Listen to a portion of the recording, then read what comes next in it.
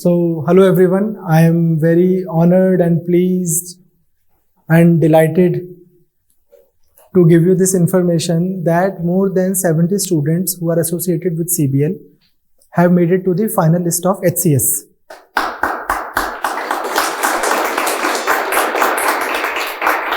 And out of those 70 students, more than 20 students have made it to the post of SDM, which is the most prominent one. So we strongly feel that many of you, in fact, most of you do have what it takes to get into the services.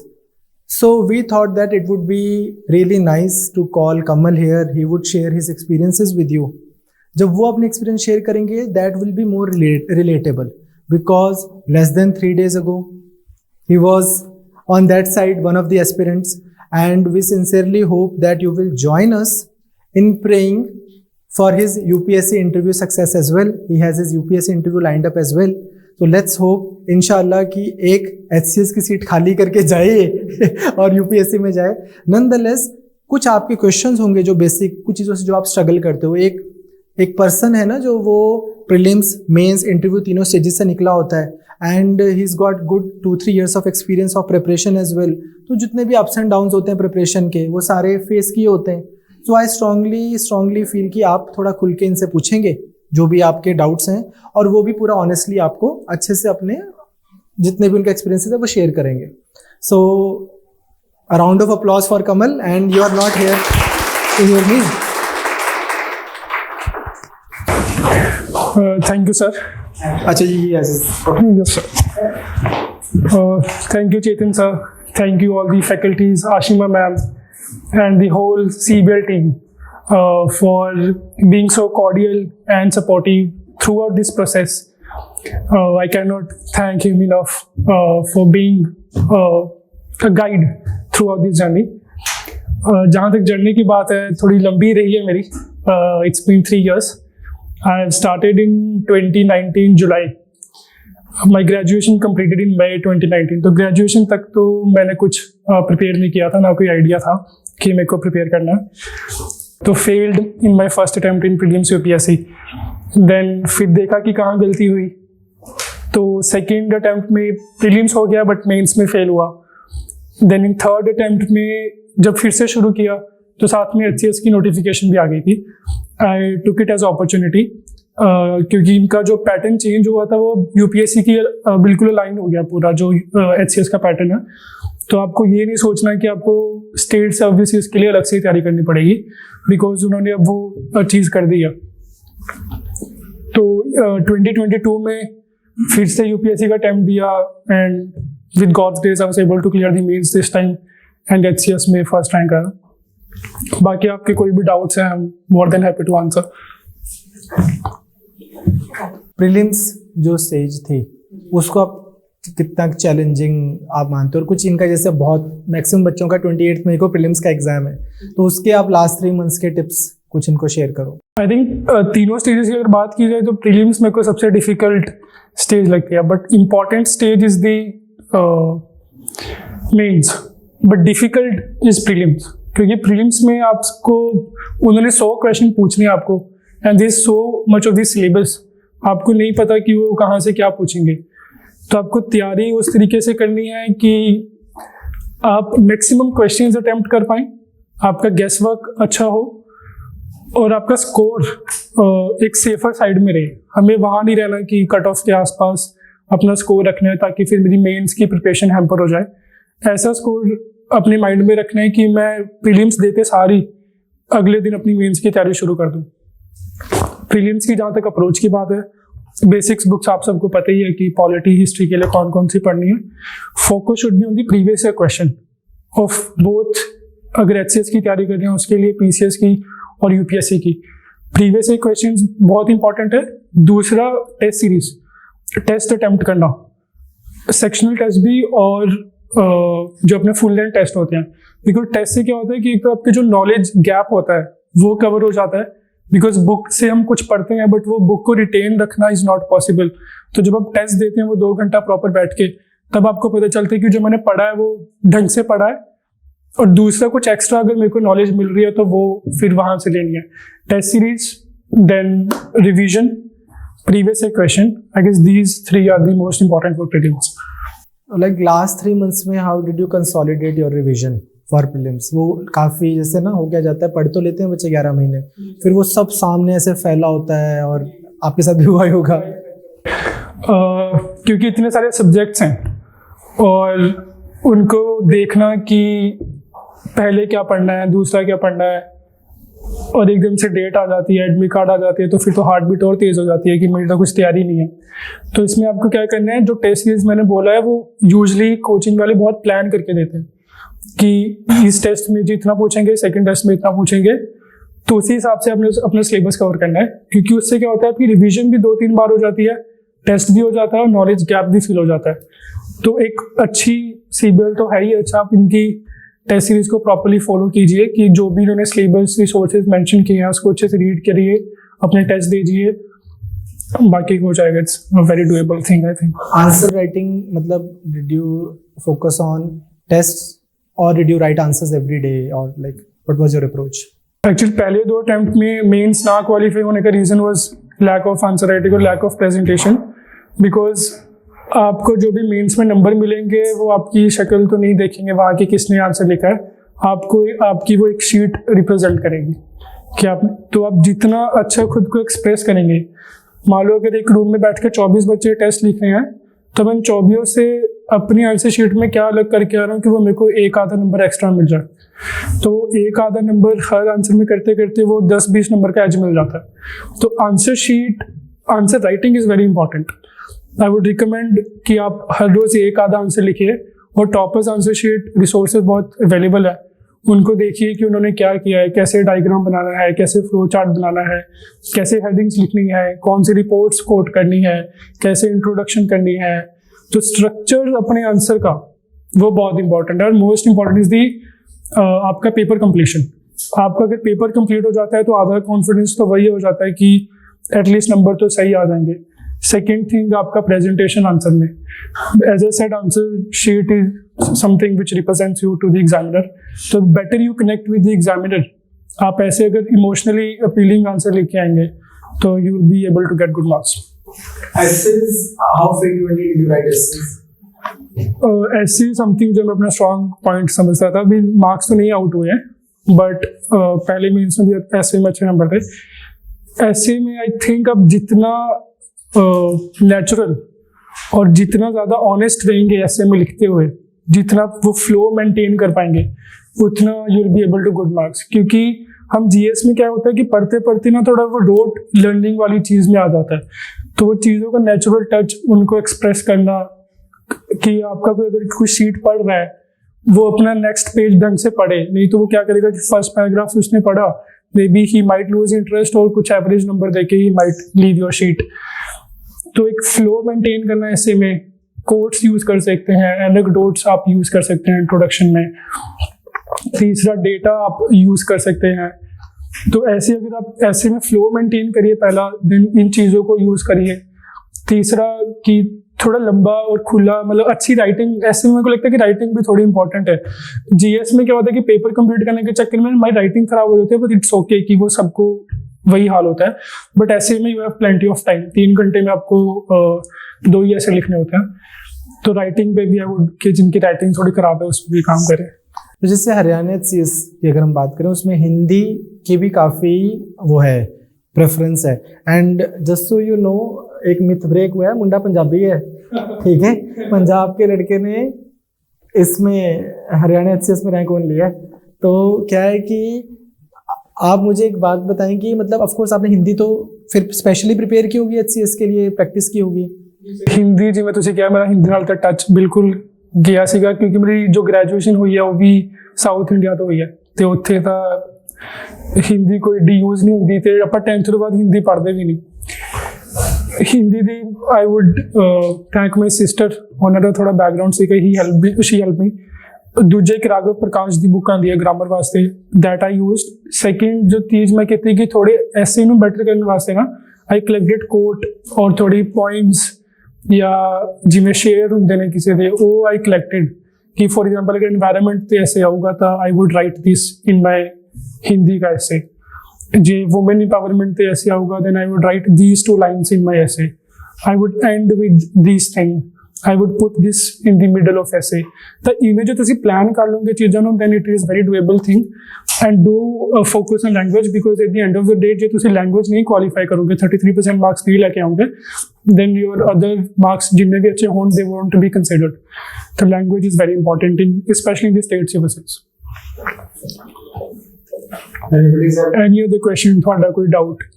Daily approach. Your daily approach. मतलब how did you go about on day-to-day basis? Especially जैसे आपने मतलब you spend good 2-3 years. So what happens is after 1 year or so, one tends to lose that grip. Right, sir. Starting 'ਚ ਤਾਂ ਜ਼ੀਲ ਸਾਡੀ ਬਹੁਤ ਹੁੰਦੀ ਹੈ, 12 अच्छा स्टार्टिंग में तो हमारी झील बहुत होती है 12-13 घंटे। और स्टार्टिंग से एक अच्छा पॉइंट होता है कि हमारे पास ना बहुत इंटरेस्ट होता है सब्जेक्ट्स को लेके। फॉर एग्जांपल मैंने 4-6 साल से कोई सोशल स्टडी का सब्जेक्ट नहीं पढ़ा, but then I started reading polity, history, geography, तो इंटरेस्ट बिल्ड होना शुरू हो जाता है। बट देन वही आपको लक्ष्मीकांत तीसरे साल में पढ़नी है, वही लक्ष्मीकांत का टेक्स्ट तो चेंज नहीं हो रहा ना, लक्ष्मीकांत आपको फिर वही 12 घंटे वही लक्ष्मीकांत पढ़नी है, तो वो फिर इंटरेस्ट लूज हो जाता है, ऐसे सर ने कहा। तो इसमें आपको क्या करना है, आपको छोटे टारगेट्स लेके चलना है। I am not very good at planning, मैं मंथली और वीकली प्लान नहीं बनाता था, मैं डेली अपने टारगेट्स रखता था कि मेरे को अगर आज पॉलिटी का फंडामेंटल राइट्स और डीपीएसपी खत्म करना है, आई वुड मेक श्योर कि before I go to my bed I complete those chapters. दूसरा जो चीज़ होता था कि टेस्ट सीरीज के हिसाब से आई वुड प्लान कि अगर मेरे को पॉलिटी का इस संडे को टेस्ट देना है, मेक श्योर कि मैं अपनी लक्ष्मीकांत खत्म करूंगा संडे से सैटरडे से पहले। तो छोटे छोटे टारगेट्स आप लेके चलिए, then it would have the cumulative effect in long term. लंबे प्लान में हम लोग मिस कर जाते हैं। For example if you make a monthly plan, मेरा मान लो पहले 2 हफ्ते सही चला बट लास्ट के 2 हफ्ते नहीं सही चला, देन इट वुड इम्पैक्ट बाद में। तो छोटे छोटे आप प्लान लेके चलें and it's you can do this. कितने का आवर्स आप डेली निकाल रहे थे फिर भी एवरेज?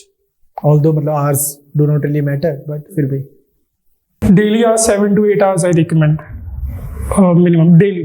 बट जब एग्जाम पास आता है, मेंस प्रीलिम्स पास आता है, तो it may go up to 12 or 13 hours, but 7 to 8 hours the optimum that you should study no matter what.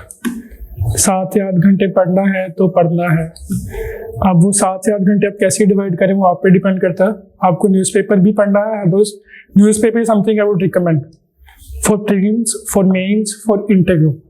Do not miss a newspaper of any single day. कौन सा newspaper follow किया? I have read The Hindu throughout my preparation. I have not read any other newspaper. The Hindu का thank you sir. Thank you, sir.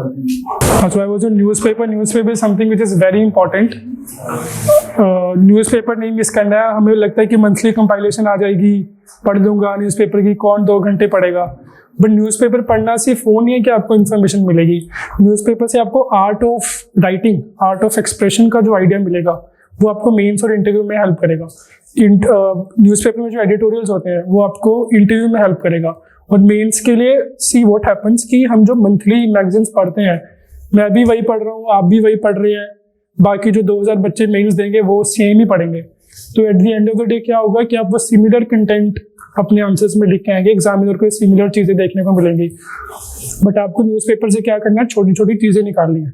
For example किसी editor ने बहुत अच्छी, मान लो किसी अपना एडिटोरियल किसी अच्छी कोट से स्टार्ट किया या बहुत यूनिक पॉइंट किसी टॉपिक पे दे दिया, वो आप अपने कहीं ऑनलाइन नोट्स बना सकते हो, एवर नोट पे या कोई नोटबुक लगा लो, जीएस में उसको डिवाइड कर लो 1 2 3 4 में, उसमें आप नोट कर लो। और वो चीज़ें आपको अपने मेंस के टाइम पे जाके खोलनी है और अपने आंसर्स में लिख के आनी है।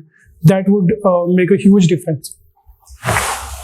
एथिक्स के लिए मतलब, अभी थोड़ा सा स्विचिंग टू यूपीएससी, एथिक्स के लिए मतलब over and above what everyone does, कुछ ऐसे अलग से कुछ ट्राई किया? एथिक्स के लिए तो बेसिक्स जो टर्म्स हैं सब बोलते हैं वो कवर तो करनी है कि इंटीग्रिटी का मीनिंग क्या है, डेफिनेशन इंटीग्रिटी की क्या है।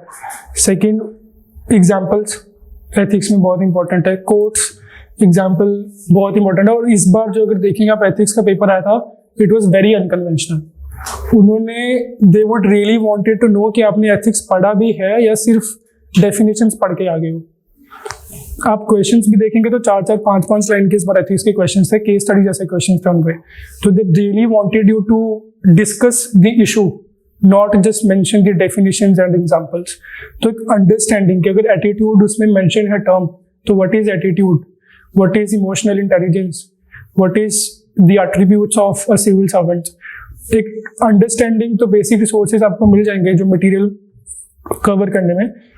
दूसरा आप कर सकते हैं कि एथिक्स के आंसर्स में एग्जांपल्स को तो मेंशन करिए, बट साथ में फ्लो चार्ट आप यूज कर सकते हैं। एथिक्स में काफी स्कोप होता है फ्लो चार्ट यूज करने का। तीसरा जो चीज है उसमें केस स्टडीज का एक सेक्शन होता है which is half of the paper, 120 marks का केस स्टडीज आता है। केस स्टडीज में जो अप्रोच लेके चलनी है उसमें आपको क्वेश्चंस दिए होते हैं 3-4। इस बार तो मैं स्पेसिफिकली पूछा था कि एथिकल डिलेमास क्या है, सॉल्यूशंस क्या है। कई बार नहीं पूछा होता, बट अगर नहीं भी पूछा है तो आपको वो चीज लिख के आनी है कि अच्छा इस एथिक्स में, इस केस स्टडी में स्टेक होल्डर्स कौन है, इस एथिक्स में एथिकल डिलेमास क्या है, इस केस स्टडी में प्रॉब्लम्स क्या है, सॉल्यूशंस क्या है, long term, short term. Then you end with the quote or something or the other as a conclusion जो उसको कंप्लीट कर देगा केस स्टडी को। तो एक होलिस्टिक तरीके से एथिक्स को प्रिपेयर करिए, इसको लाइटली मत लीजिए, बिकॉज एथिक्स अगर स्कोर देखेंगे तो इट रेंजेस फ्रॉम 80 to 145। तो एथिक्स आपका काफी डिफरेंस लेके आ जाएगा अगर आप अच्छे से प्रिपेयर करेंगे। एथिक्स और एसे, और इसमें आपको न्यूज़पेपर जरूर हेल्प करेगा। एथिक्स, एसे एंड ऑप्शनल, ये 3 है ना।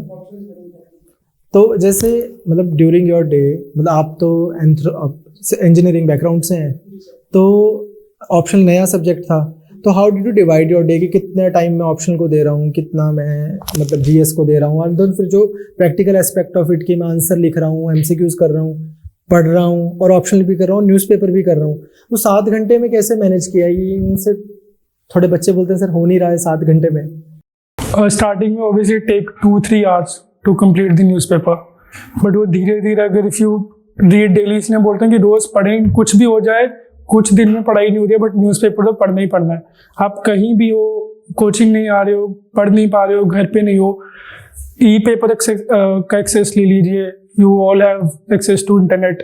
न्यूज़पेपर हर रोज पढ़ना है। इट वुड टेक 40-45 मिनट्स 2-3 महीने बाद पेपर खत्म करने में। सेकेंड, आपको क्या करना है, जीएस और ऑप्शनल में स्लॉट्स डिवाइड कर लीजिए। 1 घंटा आपको अगर न्यूज़पेपर में लगा, पीछे बचे 7 घंटे। For 3.5 hours I will do my GS, for 3.5 hours I will do my optional. ऐसा करिए। बट इस बार क्या हुआ था, क्योंकि मेरा ऑप्शनल में सेकंड टाइम में मेंस में मार्क्स कम थे, इस बार मेरा ज़्यादा फोकस ऑप्शनल पे था, क्योंकि जीएस मेरा लास्ट टाइम ऑलरेडी प्रिपेयर हो चुका था। उसमें इतना सिर्फ करंट अफेयर ही दिया जाता है, स्टैटिक ऑलरेडी प्रिपेयर हो गया था। तो इस बार मोस्ट 70% जो मेरा प्रिपरेशन था वो मेरा ऑप्शनल पे था, बाकी मेरा जीएस पे था। तो न्यूज़पेपर, जीएस और ऑप्शनल, इन तीनों को आप इन 3 स्लॉट्स में डिवाइड कर सकते हैं अपनी पूरी डे को। और इंटरव्यू के लिए मतलब लास्ट स्टेज पे ही, मतलब wouldn't you recommend today that one should start grooming themselves way before that, कि लास्ट में मतलब कि there is a lot to do. ये बहुत अच्छा से पॉइंट याद दिलाया। पर्सनैलिटी इज नॉट समथिंग जो आप 10 दिन में, जैसे इन्होंने 10 दिन दिए थे इंटरव्यू की तैयारी के लिए, आप पर्सनैलिटी उसमें ना तो अपनी चेंज कर सकते हैं, ना कोई एक नया इंसान बन सकते हैं। Personality is something that you would develop through this process, whether you to take 1 year, 2 years, 3 years, you would be whole different person at the end of your selection. और उस पर्सनैलिटी के लिए क्या करना है, I would recommend you to do one thing that you love. Give it at least 15 minutes, 20 minutes. जैसे मेरे को रनिंग करना अच्छा लगता था, कुछ भी हो जाए मैं प्रीलिम्स के 1 दिन पहले भी अपने रनिंग करने जाता था शाम को, ताकि मेरा दिमाग वो मोनोटनी जो दिन की पूरे की वो ब्रेक हो जाए। तो अगर आपको पेंटिंग करना अच्छा लगता है, आपको कुछ जैसे मैं फ्रेंड्स देखता था, तो फ्रेंड्स मैंने पूरे थ्रू आउट दी प्रिपरेशन देखा। इनफैक्ट मेरे इंटरव्यू से पहले भी, इनफैक्ट जब मेंस में मेरे को थोड़ा सा ब्रेक मिलता था, थोड़ा पढ़ के मैं कुछ अगर 5 मिनट के लिए फ्रेंड्स देखना होता था, मैं देख के फिर अपना नेक्स्ट पेपर लेने जाता था, because it is something that used to give me peace. यार अब मेरा दिमाग खाली है, मैं अच्छे से लिख के आ सकता हूँ। तो do something you love, do not ignore it. Preparation अपनी जगह है, but at the same time आपको अपनी पर्सनैलिटी पे भी काम करना। Is there anything you guys have any doubt? Yes. So like you said that you have been preparing for 2-3 years. तो एक टाइम पे जैसे हो जाता है कि static is over and you have made your notes accordingly. But current days you have to keep yourself updated. So how did you consolidate that into your existing notes? Right, static के आपने notes बना लिए। Current affair के लिए मैं क्या करता ना, मैंने करंट अफेयर के खुद से किसी टॉपिक पे कभी नोट्स नहीं बनाए। मैंने एक एवरनोट एक एप्लीकेशन है उसको यूज़ किया, उस पर मैंने जीएस में अपने टॉपिक्स को डिवाइड कर दिया।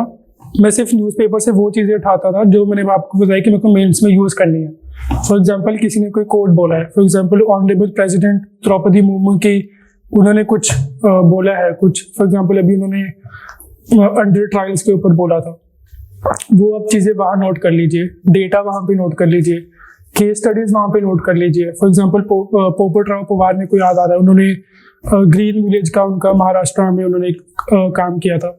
ऐसी चीज़ें आप नोट कर लीजिए ताकि आपके आंसर्स को एक यूनिक पॉइंट मिले। तो उसमें क्या करना है, आप वो एवर नोट में बना लीजिए, अपना पूरा साल मान लिया बना लिया, स्टैटिक आपका ऑलरेडी प्रिपेयर है, जो करंट अफेयर की इश्यूज़ का टॉपिक है वो आपको ऑलरेडी मैगजीन से कवर हो जाएगा। देन आपको एंड में क्या करना है कि फॉर एग्जांपल एक टॉपिक कोलिजियम का मान लो इशू चल रहा है, कोलिजियम में आपने 3-4 स्टेटमेंट्स नोट कर लिया। फॉर एग्जांपल चीफ जस्टिस का आपने कुछ स्टेटमेंट नोट किया, मिनिस्टर का आपने किसी का स्टेटमेंट नोट किया, जो आपने स्टैटिक उस मैगजीन में आएगा उस इशू पे, उसी में आपने लिख लेना है कि ये इसका स्टेटमेंट था और ये मैंने अपने एग्जाम में लिख के आना है इस टॉपिक पे। कोलिजियम पर कुछ भी क्वेश्चन आ जाए, कोई यूनिक स्टेटमेंट है, वो मेरे को इस एग्जाम में अपने आंसर शीट में लिख के आना। That would make your answer on collegium different from the others. ऐसा आपको Any other doubt? Sir, hindsight between your first attempt, where you did not clear prelims, and your third attempt, what changes did you make? Like, is there something that you analyzed कि हाँ मेरा ये problems थी, and now I have to do this. So what were those? मैं बहुत ले man में इसका आंसर क्या होता है कि हम लोग ना भेड़ चाल में चलना शुरू कर देते हैं स्टार्टिंग में कि अच्छा जी मार्केट में ये सब बुक्स पढ़ रही हैं, मेरे को भी ये पढ़नी है, मार्केट में ये बुक इसकी आई है, मेरे को ये भी पढ़नी है। तो उससे क्या होता है कि एक ही सब्जेक्ट के हम लोग 4-4 चीज़ें पढ़ना शुरू कर देते हैं। उससे क्या होता है कि रिवीजन तो नहीं हो पाती, लास्ट में आपको समझ नहीं आता कि आपको क्या चीज़ पढ़नी है क्या चीज़ नहीं पढ़नी है। रिसोर्सेज लिमिटेड रखिए अपने, उनकी रिवीजन पे फोकस करिए। दूसरा अपना जो प्रीवियस क्वेश्चंस को मैंने इग्नोर किया था स्टार्टिंग में प्रीलिम्स में, उसको अच्छे से एनालाइज किए, बिकॉज आपने देखा होगा question tend to repeat in UPSC. लोग बोलते हैं कि यूपीएससी में क्वेश्चन रिपीट नहीं होते, बट यूपीएससी में क्वेश्चन रिपीट होते हैं। यूपीएससी में अगर क्वेश्चन रिपीट नहीं होगा, बट जो ऑप्शन उन्होंने दी है, फॉर एग्जांपल अजंता केव्स पे शायद 2018 में कुछ क्वेश्चन आया था, उन्होंने 3-4 ऑप्शन दी थी। नेक्स्ट ईयर क्या हुआ कि उन्होंने ऑप्शन को उठा के क्वेश्चन बना दिया। तो प्रीवियस ईयर क्वेश्चन के साथ अच्छा खासा टाइम स्पेंड कीजिए। अगर मैंने 8 घंटे आपको हर रोज पढ़ने के लिए बोला है, तो उसके बाद में जो आधा घंटा या 15 मिनट सोने से पहले प्रीवियस ईयर क्वेश्चन को देखिए for both mains and previous for prelims. Because उससे क्या होगा, आपको थोड़ा एग्जामिनर के माइंड में जाने का वो मिलेगा कि वो, बिकॉज एग्जामिनर तो आई थिंक सेम ही है कमीशन में, तो you would get a gist कि वो किस एरिया से ज़्यादा क्वेश्चन आते हैं। फॉर एग्जाम्पल एंशिएंट हिस्ट्री में आपका art and culture Vijayanagar empire से क्वेश्चन रिपीट हो ही जाता है। तो इंपॉर्टेंट एरियाज को आइडेंटिफाई करना हर सब्जेक्ट में, ढेर साल में नहीं कि मेरे को पूरी लक्ष्मीकांत पढ़नी है, पूरी लक्ष्मीकांत इंपॉर्टेंट है। लक्ष्मीकांत में भी देखिए तो फंडामेंटल ड्यूटीज, डीपीएसपीज और फंडामेंटल राइट से क्वेश्चन आते ही आते हैं। तो do not ignore these chapters. वो आपको एनालिसिस खुद ही कर सकते हैं, वो ना आपको मैं बता सकता हूँ ना यहाँ पे कोई फैकल्टीज बता सकता है। आपको खुद वो बैठ के प्रीवियस क्वेश्चन को देखना है और अपनी तैयारी को उस डायरेक्शन में लेके जाना। सर मेन आंसर राइटिंग में इंट्रो कंक्लूजन कैसे हम थोड़ा सा अच्छा कर सकते हैं, उसके कोई टिप्स? जी, इंट्रो कंक्लूजन, इंट्रो जैसे मैंने बोला न्यूज़पेपर से आपको स्टेटमेंट्स उठानी है। फॉर एग्जांपल कोलिजियम का क्वेश्चन ले लेते हैं, मान लो सीजीआई ने बहुत अच्छा कुछ कोलिजियम पे बोला, आपको इंट्रो बस फाइन से शुरू कर देना, CGI has said this, then you start the answer. Because क्या होगा, इंट्रोडक्शन क्या है आपकी आंसर का फर्स्ट पॉइंट है, जिससे आपको एग्जामिनर देखेगा कि he has or she has this sufficient knowledge on this topic, उनको एक अंडरस्टैंडिंग है। Because if you quote something it means you have read on that topic, right? तो जब एग्जामिनर को लगेगा कि इसने इस टॉपिक पे पढ़ा हुआ है, तो वो फिर आपका नेक्स्ट आपकी बॉडी भी पढ़ेगा, वो कंक्लूजन भी पढ़ेगा, और कंक्लूजन पे जाते जाते आपको एक बैलेंस आंसर दे के जाना है. सुनने में बहुत लगता है कि balance approach, but it does matter. तो कंक्लूजन में आपको एक बैलेंस अप्रोच, एक फॉरवर्ड लुकिंग अप्रोच देते हुए जाना है. दूसरा आई वुड से कि structuring of the answer, presentation of the answer बहुत इंपॉर्टेंट है. मान लो 10 मार्क का क्वेश्चन है, 2 हमें शीट्स मिलते हैं इस पे. दिस इज द क्वेश्चन, और ये आपकी. और एक और चीज़ है, अगर आंसर राइटिंग प्रैक्टिस करोगे, आई वुड रिकमेंड कि आप ऐसी आंसर शीट पे करें, मार्केट में मिल जाती है वो, जिसमें मार्जिन लगा होता है. और अब HCS में भी यही आंसर शीट्स मिलती है. पहले हॉरिजॉन्टल मिलती थी, अब यही आ गई है, तो एक अच्छा पॉइंट है. इंट्रो में यहाँ से स्टार्ट करता था. फॉर एग्जाम्पल कोई कोट मैंने डाल दिया, या कुछ डेफिनेशन डाल दी, कोई डेटा डाल दिया कि economic survey said this. Then अगर सब पॉइंट्स पूछे, फॉर एग्जाम्पल एडवांटेज डिसएडवांटेज या डिस्कस करने की बात हुई है, then I would write advantage here. I would put it in a box कि उनको दिखे कि मैंने यहाँ पर एडवांटेज की बात की है. Then I would write 1 2 3. अगर इसमें कोई सब पॉइंट मेरे को लग रहा है, देन आई वुड राइट 3.1 ऐसे इसको. देन डिसएडवांटेज, फिर इसको भी आई would put it in a box. और जहाँ पे मेरे को मान लो शुगर केन की राइस की कल्टीवेशन के एडवांटेज डिसएडवांटेज की बात हो रही है, तो मेरे को इसमें स्कोप लगा कि मैं मैप बना सकता हूँ, इंडिया का मैप. आई वुड शो कि इस एरिया में यहाँ पे राइस की कल्टीवेशन ज़्यादा है. I would put this map in the diagram. I would write here figure sugar cane cultivation, rice cultivation map of India. Advantage disadvantage होगी. Then way forward, ये solutions आप लिख सकते हैं. Then again 1 2 3. This is the approach. तो ये boxes आप UPSC में भी बना के? जी सर, बॉक्सेस में मेरा मेन फोकस रहता था, क्योंकि एटलीस्ट एग्जामिनर को पता चले कि आप कौन सी चीज कब खत्म कर रहे हो. यूपीएससी में भी देखेंगे तो सब बहुत सारे एक ही क्वेश्चन में बहुत सारे सब क्वेश्चन, तो उसको आइडेंटिफाई करना एग्जामिनर को इजी हो जाता है जब आप लिखते हैं. तो प्रेजेंटेशन पे काम करना बहुत जरूरी है अपने आंसर. तो आई होप कि आपको कुछ इंस्पिरेशन मिली होगी. जो भी आप कर रहे हो, most of you are on the same line only.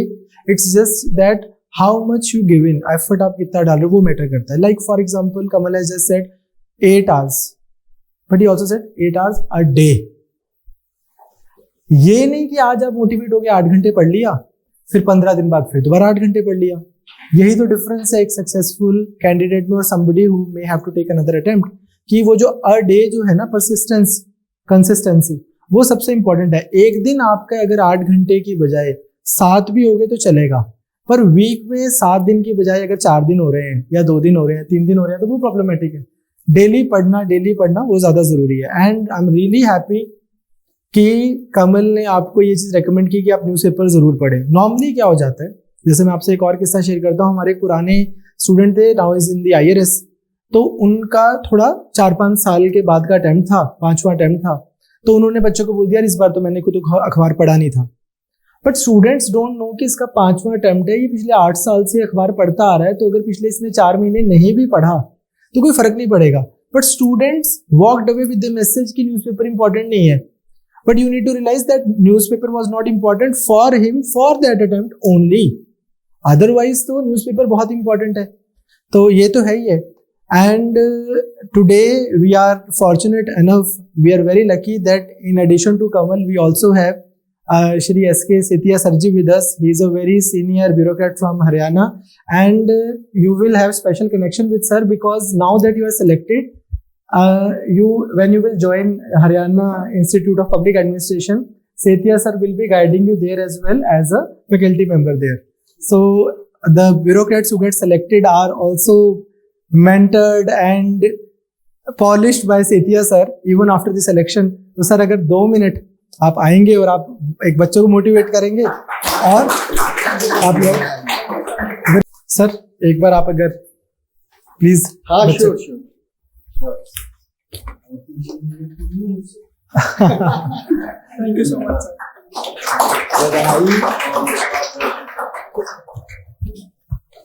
चेतन साहब, Chetan Sharma ji and Nalin ji, they invited me. I am so happy.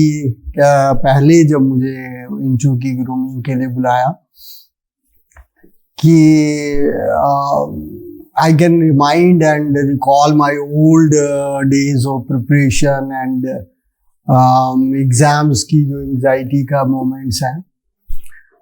So मैं हरियाणा सिविल सर्विसेज में एंटर किया. हरियाणा सिविल सर्विसेज से ही रिटायर हो गया because I came very late in civil services after trying for central civil services, और वहाँ पर इंटरव्यू स्टेज तक गया और उसके बाद फिर स्टेट में ट्राई करना शुरू किया. तो I started late, join late, and by the time I was to be promoted I had finished my innings of A's wise.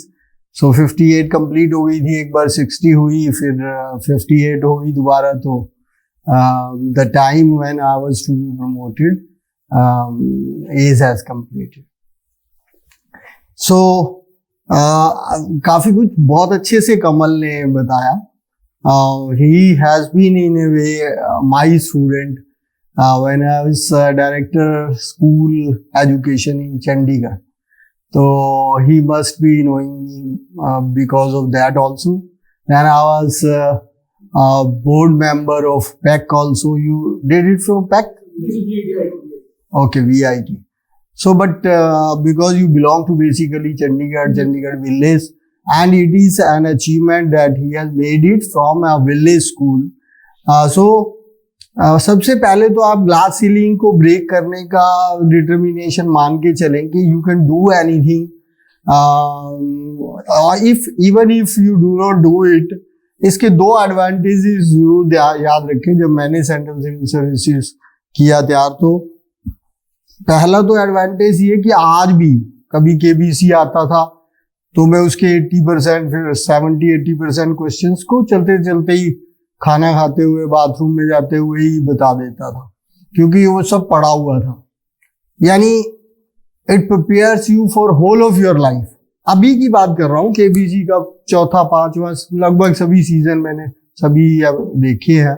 अभी बंद किया मैंने क्योंकि वो बहुत स्टीरियोटाइप सा लगने लगा मुझे, और 5-7 क्वेश्चंस में वो सब कुछ फिनिश हो जाता है. तो ये नहीं है, ऐसा नहीं. Life is not 5-7 questions.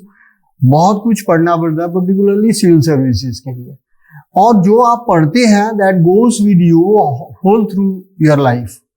तो ये मत समझे, फर्स्ट एडवांटेज तो ये है. और जो मैंने सेंट्रल सिविल सर्विसेज के लिए किया, that came handy for me in state civil services. मैंने without even a single day's preparation, 3 subjects होते थे उस समय जब हमने किया. फिलोसफी लिया मैंने, just new, and sociology and history, 3 subject लिए थे. अब मेरे ख्याल एक ऑप्शनल हो गया बिकॉज सेंट्रल सर्विसेज में एक हो गया. पहले 3 से 2 हुए, फिर 1 हुआ. तो मैं एक फ्रेंड के साथ, वैसे ही मुझे एक फ्रेंड ने इंस्पायर किया कि यार तुम क्यों खामखा, सेंट्रल सर्विसेज में बहुत कंपटीशन है, your subjects are not very. सभी सब्जेक्ट्स मेरे नहीं थे क्योंकि मैं I was in English literature, so English literature ले नहीं सकते थे. लिया, इट वाज ए डिजास्टर, तो छोड़ दिया. फिर सभी नए सब्जेक्ट लिए, तो नए सब्जेक्ट 2 सब्जेक्ट उस समय optional plus GS, world in itself. तो करते करते क्या लुढ़पुड़ के हम इंटरव्यू तक पहुंचे. Because I am from your background only. आप भी थोड़ा सा चेंज मान सकते हो, otherwise it was not a very good background financially particularly. Because ज्यादातर लोग फिनेंशियल क्रंच और कॉन्फिडेंस क्रंच से प्रॉब्लम फेस करते हैं. Financial mean it is a long term battle. 2-3 साल लगते हैं कम से कम. मुझे तो 5 साल लगे, कईयों को 7 साल भी लगते हैं शुरू करने से पहुंचने तक. तो 5-7 साल तक इतना फाइनेंशियल बर्डन, बुक्स का बर्डन ही बहुत ज्यादा है. मैं एक जॉब कर रहा था, तो मैं अभी भी कभी कभी वाइफ को बताता हूँ, मेरी तनख्वाह होती थी 250-300 रुपए उस समय. एजी ऑफिस में ऑडिटर में डायरेक्ट सिलेक्शन से आया था. फर्स्ट जॉब मेरा यही 17 सेक्टर दोआबा बिल्डिंग हरियाणा का एजी।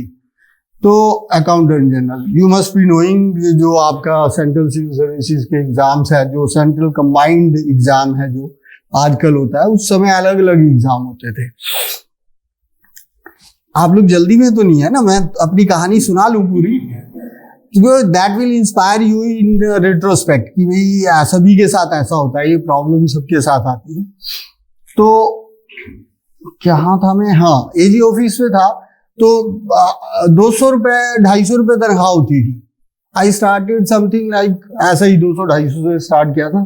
200 रुपए की इंग्लिश लिटरेचर की बुक आती है, फॉरेन की, पेंगुइन की, और जो अच्छी कंपनीज की जो ओरिजिनल बुक्स हैं बाहर की। उस समय ये लोकल बुक्स वगैरह नहीं थी पब्लिकेशन।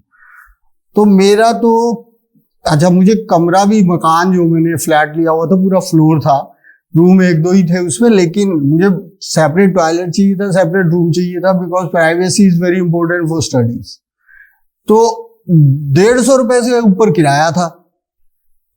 मतलब मैं अक्सर मुझे फाके रखने पड़ते थे, खाने के पैसे नहीं होते थे। शेरे पंजाब होटल था, क्या होटल है वहां, एक 20 सेक्टर में, वहां पर मैं खाना खाता था, अक्सर उधार में खाता था। तो मतलब महीने के बाद पेमेंट होती थी और घर से पैसे लेता था। अब इट इज सो डिफिकल्ट कि विद दी जॉब आप इतनी पढ़ाई भी कर रहे हो और आपके पास टाइम भी कोई नहीं है। जॉब के बाद कौन सा टाइम होता है, मैं आपको बताऊंगा मैं कैसे मैनेज करता था। आप में कुछ जॉब वाले भी हैं, so you are so lucky कि एक आदमी है जो जॉब कर रहा है। जॉब के साथ इट इज डबल टॉर्चर। मतलब ना तो जॉब वाला आपको अकोमोडेट करेगा, उसने आपसे काम लेना है, पैसे दे रहा है, वो जो भी है, कितनी लिबर्टी ले लोगे, और उसके साथ आप उधर से घर वाले टॉर्चर करते हैं बहुत। आप में से हो सकता है बहुत सारे लोग लक्की हो गए, उन्होंने कह रखा हो बेटा जा चढ़ जा सूली, हम देंगे तुझे, राम भली करेगा, नहीं होएगा तो नहीं सही। ऐसे बहुत सारे लोग मुझे मिले हैं जिन्होंने कहा कि आप अपनी शरण में ले लो, इन्हें गाइड कर दो, पैसा जो लगेगा हम देंगे, हमें सारी टिप्स बता दो। मैं कहा ऐसा कुछ नहीं है, आपको मेहनत भी करनी पड़ेगी और टाइम भी लगाना पड़ेगा। ऐसा कोई शॉर्टकट्स नहीं है, सक्सेस के कोई शॉर्टकट नहीं है अगर फेयर होती है। कमल इज लकी की फेयर सिलेक्शन हुई। You should start with, you मान के कि मैं 10वीं दोबारा से कर रहा हूं, तो आप वहां से शुरू करें। जिस दिन भी आपने जो सब्जेक्ट डिसाइड किया, इवन सब्जेक्ट का डिसीजन लेने के लिए भी एनसीईआरटी की बुक पढ़े। अगर आपको वो समझ आ रही है तो आएगा समझ, अगर नहीं आ रही तो नहीं आएगा, तो छोड़ दो उसको। आप मान लो मैंने फिलोसफी ले ली, उसने मुझे कहा कि आजा, मैं दिल्ली था, प्राइम मिनिस्टर ऑफिस में जॉब करता था, तो उसने कहा आजा तू, एग्जाम है तेरा कल परसों। मैंने कहा चल तेरे से मिल जाएंगे, घूम फिर जाएंगे, चंडीगढ़ देख जाएंगे, क्योंकि मैं एजी ऑफिस में पहले चंडीगढ़ में था। मैं कहा चल पुराना शहर देख जाएंगे। वहां यहाँ आया तो रात को मैंने सारी किताबें निकाली, सिलेबस निकाला, सुबह पेपर है, तो मैं जाके पेपर दे आया। आप ये देखिए कि जहां पर लिस्टें बनती हैं उसका इंटरव्यू में चला गया। मैं I was in the final selection list. मैं आपको सिविल सर्विसेज का फायदा बता रहा हूं कि आप इतनी तैयारी हो जाती है कि आधी चीजें तो दुनिया की आपको वैसे ही पता चल जाती है। फर्स्ट एडवांटेज, मतलब मैं आपको प्लान बी के लिए तैयार कर रहा हूं कि अगर कुछ भी ना हो, still you are not a loser. तो प्रिपरेशन करते वक्त ये बात ध्यान रखें कि आप लूजर नहीं हो। आप ग्रूमिंग तो आपकी हो ही रही है, कुछ सब्जेक्ट आप सिस्टमेटिकली पढ़ रहे हो। सेकेंड एडवांटेज है कि स्टेट सर्विसेज में तो you will B cake walk for you अगर आप सेंट्रल कर रहे हो। बट ये वाइस वर्सा भी हो सकता है, you can start for with the lower jobs and Aahista Aahista confidence building करते जाओ, आपकी प्रिपरेशन हो गई। थोड़ा सा पैटर्न का फर्क है एक्सेप्ट दी सिविल सर्विसेज। सिविल सर्विसेज में सेम पैटर्न है वेदर इट इज स्टेट और सेंटर। इनफैक्ट हरियाणा ने तो सेम कॉपी किया सेंटर का पैटर्न। बाकी सब एग्जाम्स में मैथ्स बहुत ज्यादा है, लॉजिकल रीजनिंग है और बहुत कुछ है, तो वहां की फेलियर आपकी यहाँ मैच नहीं करेगी। जो वहां सक्सेसफुल होते हैं they are not very likely to succeed here because यहाँ लिखना है, और जो यहाँ सक्सेसफुल होते हैं they are not very likely to succeed there because वहां स्पीड मैटर करती है। यहाँ स्पीड नहीं, यहाँ आपका बैलेंस ऑफ माइंड, जो कमल ने आपको बताया मुझे तो बड़ा डिफिकल्ट लग रहा है कि आप इतना कंपोज कर पाओ अपना माइंड को और आंसर को, but this is the practice. I will tell you बाद में कभी मिलेंगे तो कि ये क्या एक्चुअली एग्जाम क्या है, ये वाला जो सिविल सर्विसेज का exam, it is test of your nerves, कि आप अपना बैलेंस ऑफ माइंड, और प्रिपरेशन तो है, बहुत लोगों की प्रिपरेशन होती है, वहां जाके वो जीरो हो जाते हैं। ऐसे ही वो स्पीड वाले में भी बहुत लोग जीरो हो जाते हैं। हमारे साथ एक लड़का था, MBA किया उसने बाद उस समय जब एग्जाम देने गया वो, तो जैसे 1 2 3 नीचे की तरफ होते हैं, उधर 1 2 3 सामने की तरफ थे। वो फटाफट आंसर मार्क करता गया, 20-50 जब आंसर मार्क कर लिए तो पता चला ये तो नीचे तो है ही नहीं। वो अगला आंसर करता गया, बाद में पता चला 1 2 3 सामने है, उसके बाद आ गया। वो कहता इट इज टोटल डिजास्टर। अब मैं ना इसे मिटो सकता, क्योंकि उस समय वो रबड़ वाला काम खत्म हो गया था, पेंसिल वाला। पेन से हो गया था, तो पेन से हो गया तो अब मिटा भी नहीं सकते, आंसर भी नहीं चेंज कर सकते। उसने कहा वापिस ही आ गया वो, मतलब आधे घंटे में ही वापिस आ गया, कोई फायदा नहीं। अब तो 20 क्वेश्चन खराब हो गए तो खत्म है, और डीमोरलाइज हो गया। एनीवे, कहने का मतलब यह है, इसमें बहुत कुछ डिस्कस करने वाला है। It is a strategy, it is a long term planning and long term exercise. सबसे बड़ी बात है, इतने समय तक लगातार एक ही बोरिंग रूटीन को झेलना सबसे बड़ा मुश्किल काम है, वो भी इस यंग एज में, when you have so many other things to do and enjoy. So सबसे बड़ा इशू ये है, मैं I am recalling my time, आप बोर हो जाते हो, आपका माइंड कहीं कहीं चला जाता है। जैसे उन्होंने बताया कि हॉबी कोई होनी चाहिए, एंड थोड़ी कॉम्बिनेशन एक्सरसाइज का बीच में जरूर होना चाहिए, बिकॉज वही आपको एक बार बाहर लेके जाएगा, फिर वापस। और आपको एक्टिविटीज स्टॉप नहीं तो रिड्यूस करनी होती है फालतू, क्योंकि जो फालतू एक्सरसाइज है वो, जो भी एक्टिविटीज है वो डिस्ट्रैक्ट करती हैं, वो आपको एक बार ज्यादा समय के लिए बाहर ले जाते हैं। मान लो आप 4 दोस्तों से मिल लिए, किसी ने कोई कमेंट कर लिया, भाई ये तो तू तो IAS बन गया, बस हो गया, मजाक उड़ाने लग गए, आप डिमोरलाइज हो गए, आपको लग रहा है कि नहीं ये होगा नहीं, या कुछ भी ऐसा आपके मन में अक्सर आता है। देखो, यू नेवर नो, इवन किसी की पर्सनैलिटी देख के भी आप किसी आदमी को देख के नहीं बता सकते कि ये IAS बन जाएगा या नहीं बन जाएगा। It is a combination of so many things. First तो खुद हार्ड वर्क का, दूसरा है आपके सब्जेक्ट्स क्या है, क्योंकि वो पेपर जो टोटल मार्क्स हैं वो तो 2 चीजें जुड़ती हैं। तो अगर आपके, और वो मान लो 3 सब्जेक्ट है, GS के 2 है, और प्लस हमारे टाइम में तो 2 ऑप्शनल थे। अब एक फिसल गया, मैंने I got some very good marks, 64% marks in world history, जिसको पता ही नहीं वर्ल्ड का। हमारे स्कूलों में तो हरियाणा की हिस्ट्री, इंडिया की हिस्ट्री नहीं ढंग से पढ़ाई जाती, और world history I studied it properly, डर के मारे कि वर्ल्ड हिस्ट्री का हमें कुछ नहीं पता। हेज की किताबें थी मोटी मोटी 2, सुना है किसी ने?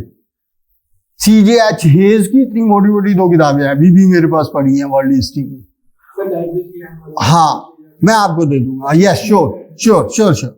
वो क्योंकि जब किताबें बेचने जाओ ना 15 सेक्टर या कहीं और, तो वो बोलते 50 रुपए 20 रुपए। मैं कहता हूँ ना भाई, इतनी कीमती किताबें उस समय मैंने अपना पेट काट के 500 रुपए की खरीदी, और अब मैं उसे 50 रुपए में बेच दूं। मैं पागल हूं? मैं कब पड़ी रहेंगी, मेरे बच्चे करेंगे, नहीं तो वो रद्दी में बेच दे, मैं नहीं बेच सकता रद्दी में।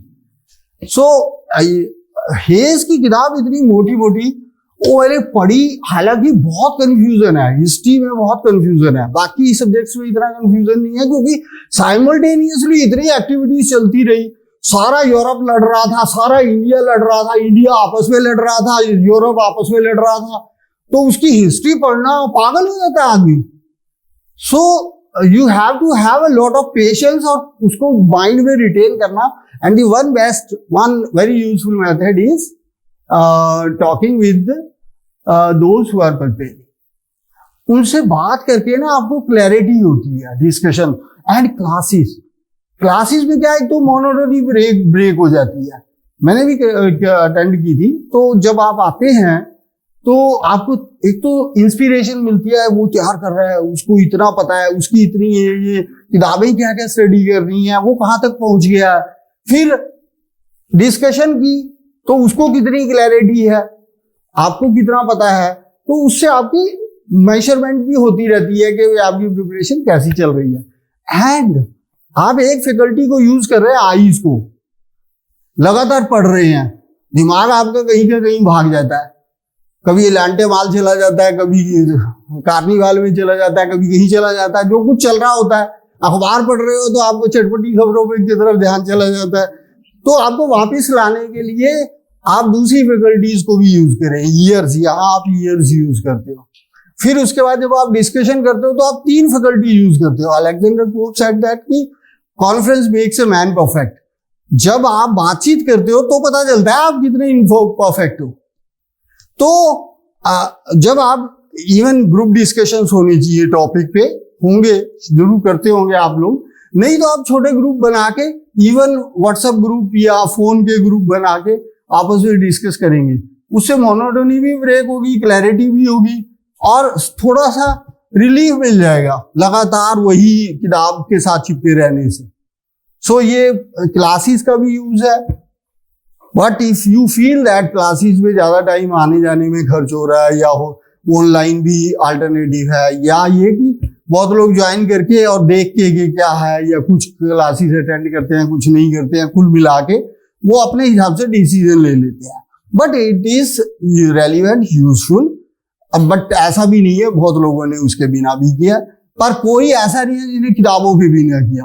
कोई ये कहे जो मैं कह रहा हूं, जैसे इन्होंने बताया कि वो 4 अटेम्प्ट कर चुका था तो 5वीं बार उसने अखबार भी नहीं पढ़ा। तो जैसे मैं KBC बैठे बैठे जवाब दे देता हूँ बिना कोई तैयारी के, ऐसे ही वो HCS भी बिना पढ़े नहीं हुआ, वो वहां पढ़ा हुआ था। सिर्फ मेरा एक फिलोसफी नया सब्जेक्ट था, but I am born philosopher. Every one of you जो यहाँ आ गया है ना, जिनको ये कीड़ा खा गया है, वो बॉर्न फिलोसफर है। और नहीं भी है तो वो हो जाएगा, जब तक बाहर जाएगा ना वो आधा पागल आधा फिलोसफर हो जाएगा, क्योंकि वो इतना दिमाग में घूम रहा है, नॉलेज ही नॉलेज घूम रही है, हर बात में वो अपनी नॉलेज बखारेगा, तो वो फिलोसफर हो जाता है। फिलोसफर क्या होता है? One person who thinks a lot. तो आप सोचने लग जाते हो। सोशियोलॉजी आपने पढ़ा, मैरिज, अच्छा मैरिज में ऐसा होता है, ये मैरिज की इंस्टीट्यूशन है। Suicide is good for society. Yes, Durkheim ने कहा suicide is functional for the society, because जब भी सुसाइड होता है आप सब अपने अंदर झांकते हो, अरे उस आदमी ने सुसाइड कर लिया, हम लोग क्या कर रहे हैं, हमारे बगल में किसी ने सुसाइड कर लिया। ही सेड दैट यस, ये आपकी कॉन्शियस को प्रिक करता है कि you are so unconcerned about your neighbours, about your student, about your sons, about your children, about your neighbours, जो भी ऑल सोसाइटी के बारे में आपका कंसर्न पैदा होता है। तो आप फिलोसफर हो जाते हो। अरे ये बात तो मैंने सोची नहीं कि सुसाइड भी फंक्शनल हो सकता है सोसाइटी के लिए, तो फिलोसफर हो जाता है। ये अलग बात है, आप चलते चलते भी बोलते जाते हो, चलते चलते भी सोचते जाते हो, टकरा जाते हो किसी से, वो पार्ट ऑफ दी लाइफ है, वो रहेगा। वो अगर आप पढ़े हुए हो, अगर आप सोचने लगते हो, तो आप हर वक्त ही सोचते रहते हो। बाथरूम में जाओगे तो सोचोगे, आप गाड़ी चला रहे हो तो सोच रहे हो, किसी से बात कर रहे हो तो भी सोच रहे हो, क्योंकि आपका दिमाग हर वक्त फंक्शन करने लग जाता है। आपके पास थॉट्स का ट्रैफिक है, lot of traffic is there. Anyway, मैं आपको बोर नहीं करना चाहता because it's a very long discourse. In fact I have requested Chetan and team कि मुझे मौका दे, मैं आप लोगों से अपने विचार और अपने एक्सपीरियंसेस और अपनी कहानी किससे शेयर करूं। Maybe we get another chance, but basically I have come here कि एक तो Kamal who is in a way my student because I was the director education Chandigarh, he is from Chandigarh and हमारे ही स्कूल से निकला। Mean I was mentoring about 120 government schools plus 100 private schools in Chandigarh. तो अभी now I'm associated with Election Commission of India as master trainer and HIPAA for even last induction of HCS officers was done by me. So it is my passion. My father was a teacher, my wife is a teacher. I am surrounded by teachers. My father gave this in my birth, though he didn't want me to become a teacher. But then I completed that urge to teach by this way. So I hope it would be a little of help to you. And congrats to Kamal and congrats to Chetan and his team, Raghav and whole institute team. Everybody is doing a wonderful job without any considerations. Considerations because it is not commercial organization. They welcome each and everyone. And I'm inspired by that. That's why I like to associate with such institutions who are not money oriented, commercialized. So you feel happy about such a lot of vibes, good vibes come, and you should also be happy that आप एक ऐसे institution से जुड़े हैं जो आपको money के लिए नहीं पढ़ा रहा है. वो भी इनका जैसे आपके दिमाग में कीड़ा है, ऐसे इनके दिमाग में कीड़ा है कि हम बच्चों को ग्रूमिंग करें एंड इनके बच्चे निकलते हैं तो ऐसी सेटिस्फेक्शन होती है जैसे माँ को बेबी पे होती है. Thank you very much.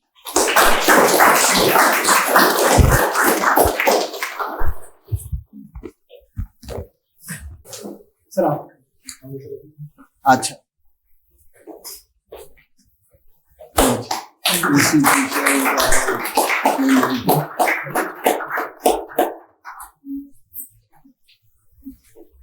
Sir के बाद कुछ ज्यादा बोलने के लिए रहा नहीं है.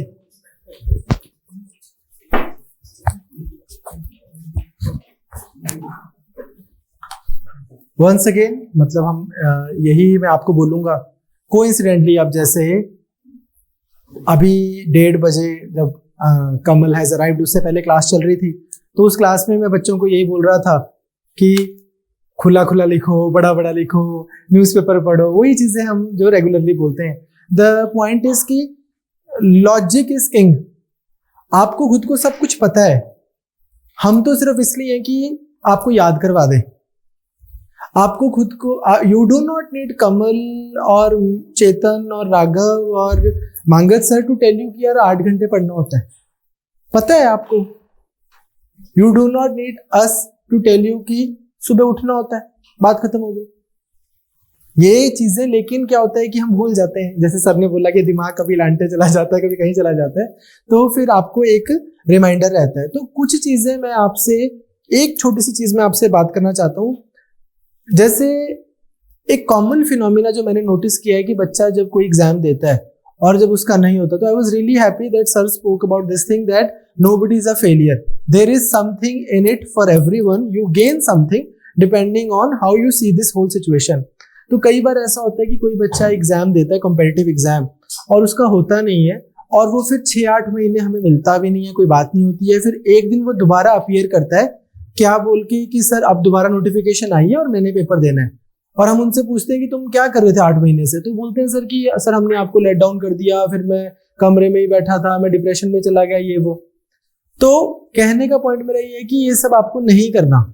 आपको you are suppose to reach out to us, you are suppose to reach out to your mentors, you are suppose to reach out to your parents. किसी को लेट डाउन नहीं करते आप एक पेपर अगर आपका नहीं होता. आप खुद को लेट डाउन करते हो अगर आप नहीं पढ़ते. अगर पेपर नहीं होता तो आप खुद को भी लेट डाउन नहीं करते. एक एग्जाम जिसमें लाखों बच्चे तैयारी कर रहे हैं और उसमें वैकेंसीज ही मान लो 100 होती हैं या 150 होती हैं.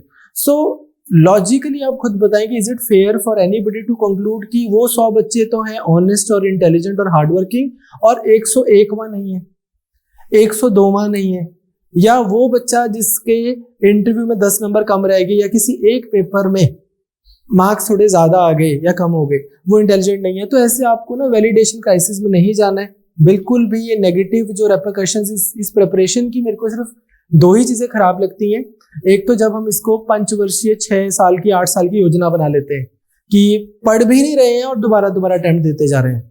एक तो उससे क्या होता है जो सबसे गोल्डन पीरियड्स हैं यूथ आपका जो है वो क्लासों में निकल जाता है और फिर काफी चीजें पीछे रह जाती हैं.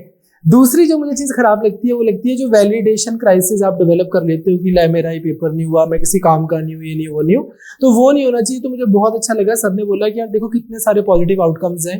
पहला तो यही है कि यूर अ डिफरेंट पर्सन, आप सड़क चलते पर्सन को भी 4-5 थिंकर्स बता देते हो। दूसरा पॉजिटिव ये जो बहुत अच्छा है कि इस एग्जाम की अगर आपने शिद्दत से तैयारी की है तो बहुत सारे और एग्जाम्स हैं जो आपको रिलेटिवली लेसर एफर्ट से आपके हो जाएंगे। Even Kamal is sitting here, अगर कमल का भी हरियाणा तो आपका बहुत ज्यादा प्रिपेयर्ड, डेडिकेटेडली अलग से तो बहुत ज्यादा प्रिपेयर्ड नहीं था, बट सिविल सर्विसेज की प्रिपरेशन हैज डेफिनेटली हेल्प। और ये लाइफ में भी इसलिए थोड़ी निकला था कि मैं हरियाणा एचसीएस की तैयारी करूंगा, that is something that was a by product of his UPSC preparation. But the core thing is कि हम जो भी प्रिपरेशन करें, as sir has rightly mentioned, आप हमारे साथ करो, खुद से करो, यहां से करो, वहां से करो, जैसे भी करो, पर ऑनेस्टी के साथ करो। किताब सामने पड़ी है और आपके फोन पे स्नैपचैट भी चल रहा है, इंस्टाग्राम भी चल रहा है, रील्स भी चल रही हैं, सब कुछ चल रहा है, तो who are we even fooling? तो अपने को ये नहीं करना है। तो वी स्ट्रांगली फील कि आप सब भी बहुत जल्दी हमें मौका दोगे, ऐसा ही जैसा कमल ने दिया है, आप भी सक्सेसफुल होगे। And on behalf of the entire team sir, I would like to extend our gratefulness and thank you for showing up here. कोई किसी को कुछ पूछना है तो सर भी इधर ही हैं अभी, और तो आप पूछ सकते हैं। एंड कुछ पूछना है तो आप पूछ सकते हैं। अदरवाइज थोड़ा सा सर 1-on-1 बच्चे प्रेफर करते हैं कि थोड़ा सा ऐसे, लेकिन as I said in the beginning, in fact sir ने भी, आपने इंटरव्यू दिया था, मैंने आज सुबह ही क्लास में भी शेयर किया है। There is another girl Monika, she is also allocated HCS, so she comes from completely rural background, and when she came for the mock interview she was wearing sports shoes and everything, and she did not even have any idea about how the interview should be or what your attire should be or how you should be in your presentation, but eventually she got through this exam. So my point is that your background, whether you're from rural background or urban background, you're from Punjabi medium, Hindi medium, English medium, all these things become secondary when you decide that this is your priority number 1. I have seen really talented students not getting through this exam, not even clearing prelims, because they were, of course there are other reasons as well, but because they did not make this exam their priority number 1. So there are people out there who are far smarter than us, working far harder than us. So unless we take this exam seriously, this exam will not take us seriously back. Okay, तो आप निर्णय बनाएं, seriously अब तैयारी करें। 28 मई को आपका paper है, उसकी भी अच्छे से तैयारी करें, और होपफुली इसी तरह से हमारे रिजल्ट्स आते रहेंगे, हम सब अच्छा करते रहेंगे टुगेदर इन इट। ठीक है, thank you so much sir. Okay, thank you Kamal. तो round of applause for Kamal. Thank you so much, Chetan Bhatt Learning, for your support.